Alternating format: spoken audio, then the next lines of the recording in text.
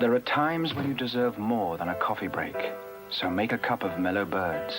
You'll find its smooth, mellow flavor turns an ordinary coffee break into a mellow moment.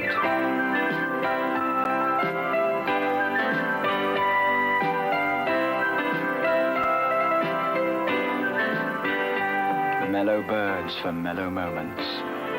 Every day should have some. It's time once again for Mellow Moments. Grab your hug in a mug, your Mellow Birds, and take a sip. Feel your troubles melt away. Let's have a look to see what's on the box today.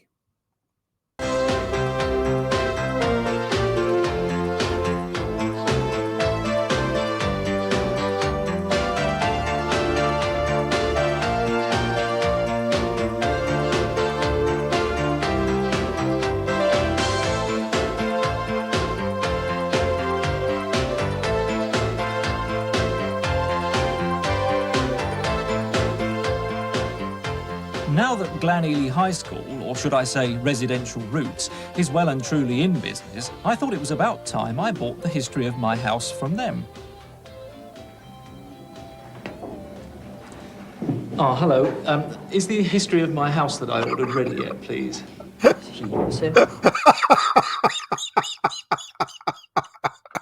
Oh, I love it. All right. Oh, yes, that's very nice, very well prepared indeed. Beautiful photographs too.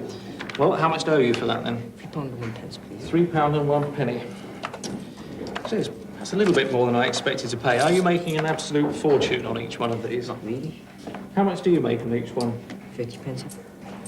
30p. I see. Wait a minute, though. Your computer seems to say something about £27 or £30. Yes, but you have to go and see Kevin in accounts for that. Go and see Kevin in accounts for an explanation. Well, I think I will if you don't mind. I'll leave you the money there. Okay. See what Kevin has to say.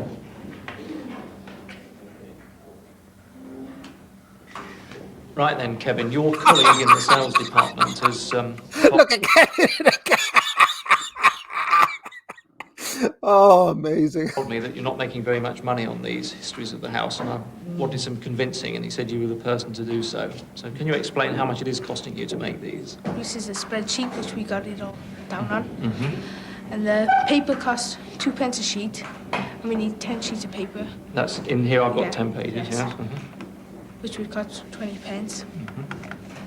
And then covers cost 10p each, which we need one of, so that's 10p. And then binders, 2p each, which we need one of. So that all come to 32p. So it's 32p just for the actual bits of paper in It's here. not very Yes, good okay. business, is it, Kevin? What other costs have you got then? Then we got the visit to Birmingham to That was when you went to the advertising Yes. agency. cost £87.40. A lot of money. And then the adverts to advertise the programme cost £150. Oh, my God. And then the hidden charges would be telephone charges and electricity. The school have been mean enough to charge you electricity, have they? Yes. Quite right too, actually. And then we spread the cost of the three things over 100 books. And That gives you the price, Yes. the actual cost per Yes. book. Yes. And what's this number now then? that's the 241.9 added on to the 32 there. So your total costs are 273p or Yes. thereabouts for each Yes. one, right? And we had a 10% profit, Yes. 27. I mean, my advice, Kevin, would be to get out of this business. It's a rubbish business. All cost, no profit. Right. And the price then would be £3.1. Which is what I was asked to pay. Yes. All right, well, I think you've convinced me that it's not a rip-off and that it is a fair price. Let me ask you this question now then. Supposing the price of paper doubled, what difference would that make to how much you'd have to charge me? It's easy, just recalculate it. Now, what was the price of paper? It was 2p a sheet, wasn't it? Suppose it went up to 4p a sheet, what would happen? Oh, and it's recalculated a lot. Right, let's go down to the bottom then and see how much you'd have to charge. So instead of £3 and a penny, you'd have to charge £3.23. Gosh, so it's a big increase. Yes. Okay, well, thanks very much. I think you've convinced me that you're not really ripping me off after all. In a real business, keeping the accounts under control is just one of the most important uses of computers.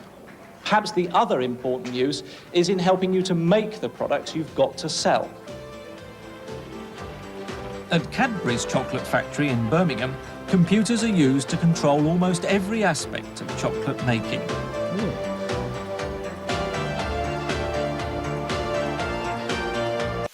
This would probably be owned by some American now if it hasn't been shut down already.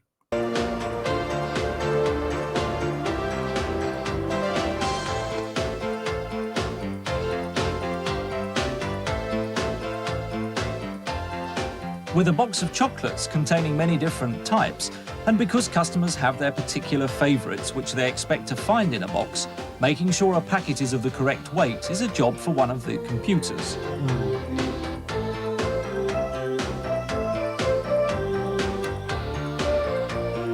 At Cadbury's, each production line is supervised from a line manager's computer. Now, correct me if I'm wrong, but they're making boxes of roses there, aren't they? It's not Quality Street, it's roses, Cadbury's roses. Like this one. At Capital Windows in Cardiff, the computer is given the size of each window to be made. I wonder if Welsh glass still exists in Cardiff. Well, this is meant to be Mellow Moments. Let's keep politics out of things. And then controls the machines which actually construct the windows.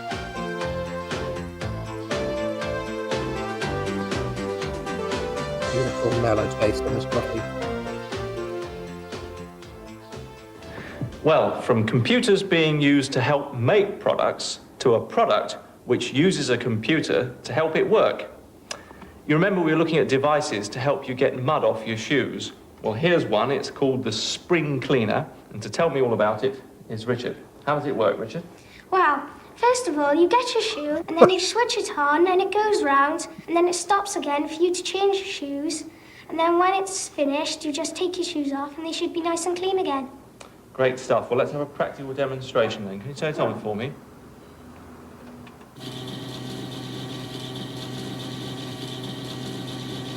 Brilliant, brilliant. And where does all the mud go? He's done well there, that lad. It goes in this box down the bottom. There's a box down the bottom, and the mud collects in there. Okay. Well, before you show me inside it and how it works inside, I know this wasn't the first idea that you all came up with, was it? There were lots of earlier attempts. Yes. In fact, the whole class had been working on machines to get mud off your shoes. Now then, Helen, this was the first one of the drawings where you decided to make it into a machine, wasn't it? Yes. And I know there were problems with it, but first of all, just show me that it really does work. Can you wire it up? Right, okay, well, it does make quite a bit of noise, so if you turn it off. Thank you. Now, where would the shoe go then? Well, I'm impressed by this. Good feats of engineering by these kids. the shoe would go on top of the brush, Yeah. and it would. We thought it wasn't a very good idea because when the shoe would go like that and would go with it, and it would get tired of putting your foot up. Right, 'cause you just have to hold your foot in the middle of the air. Yes. Right, and what happened to the mud then? The mud went flying everywhere, all over your legs and your trousers. Oh, Gareth, tell me how your shoe cleaner works then. Well, you turn those handles, you turn that chain, and it turns the wheel there, it turns those brushes there. Well then, Richard, we come back to you. This is the framework which you've covered so nicely. Yeah, I see it's still got the motor and all the Yes. mechanism. Where'd you get this brush thing from? It's from a hairbrush that we took apart. That's a good idea. Slid it on. Right, and then you decided to control the whole thing instead of turning it on and off yourselves, but to control it by computer. Yes. So perhaps you could tell me about the computer program, could you? Well, first of all, we put the name of the program, which was 2B. We called our program B because B standard for British. And then we put repeat 2 because obviously you had 2 shoes to clean. So we wanted it to repeat 2 times. Then you put 2 turn on and how long you wanted to wait. And we put 500th of a second, which is 5 seconds. And then we put turn off. And when we wanted to wait 300, so that means 3 seconds. And then we just ended the program. Well, run the machine again for us, will you now? It's amazing the things they can do now, isn't it? Amazing.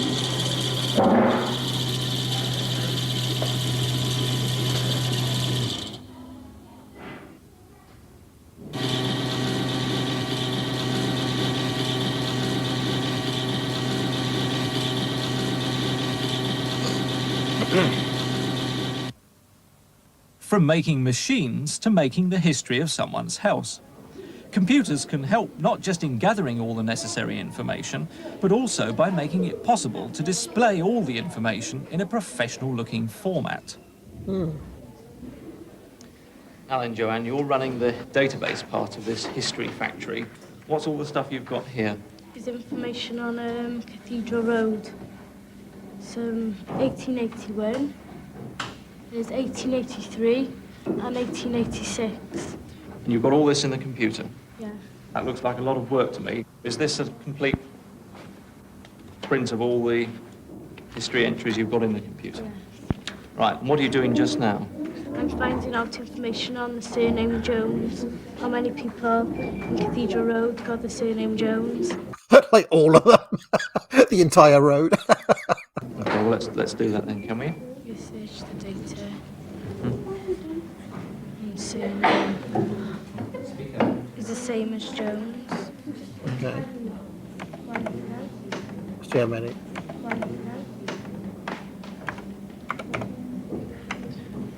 Should be plenty of those as being Wales. It's 5 out of 112. Oh, not as Can many we as have a you look at think. one of them?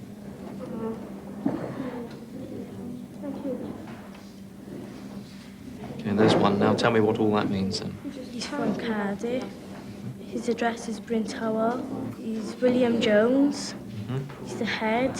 He's unmarried. He's a male. He's 29. There's 3 people in his family. He's a printer, and he was born in Newport. And by using this, then you can keep records of who lived in what house and for how long they lived there, can you? Yes.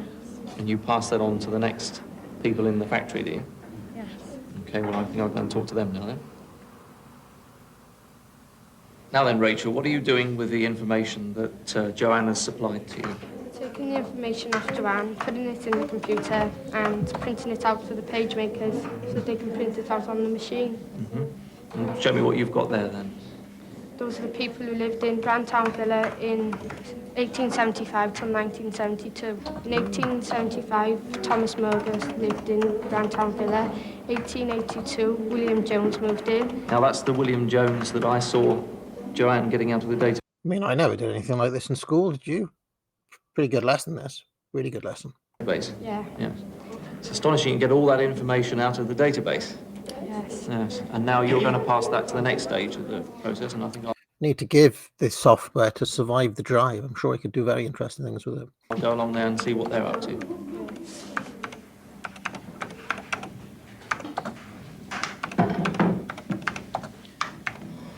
Right, let's see what Jane's up to. What have you got here then, Jane? It's a sheet with all different addresses, different people who lived in Cathedral Road in 1881. This is a printout from Joanne's database, isn't it?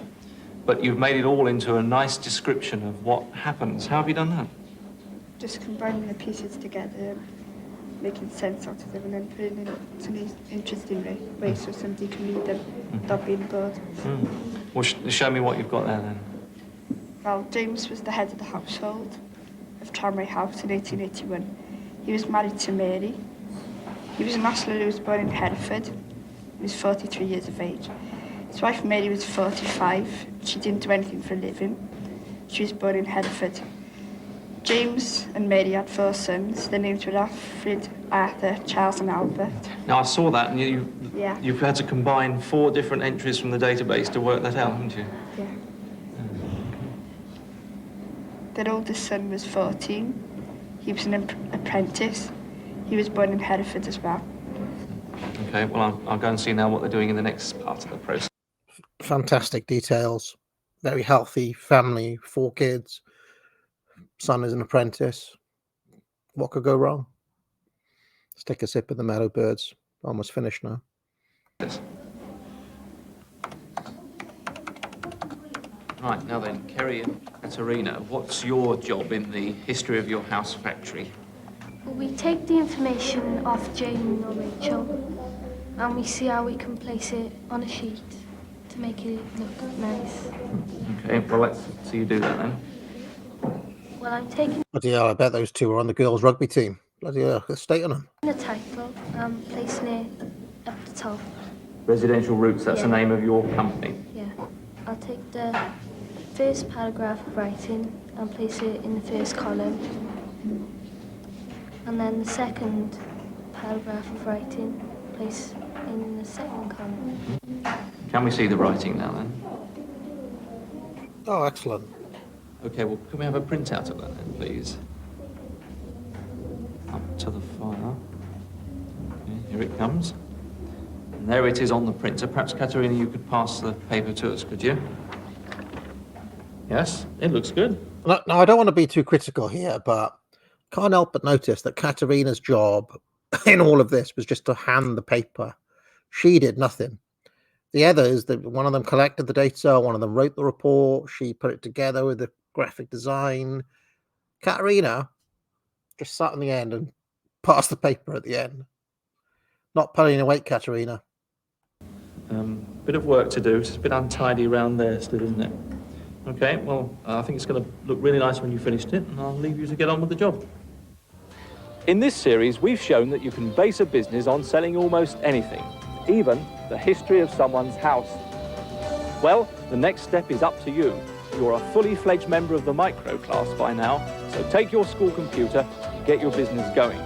But remember, you'll be doing just the same as the rest of British industry. And also remember that when it comes to the profits, my share's 10%. Goodbye. Bye.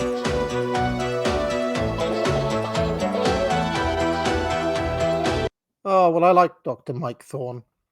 All right, that'll do for another Mellow Birds. Join me tomorrow for another Mellow Moment.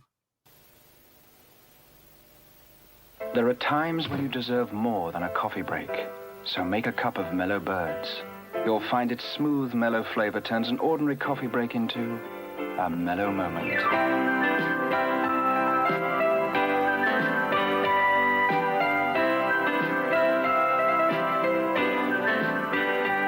Mellow Birds for mellow moments. Every day should have some.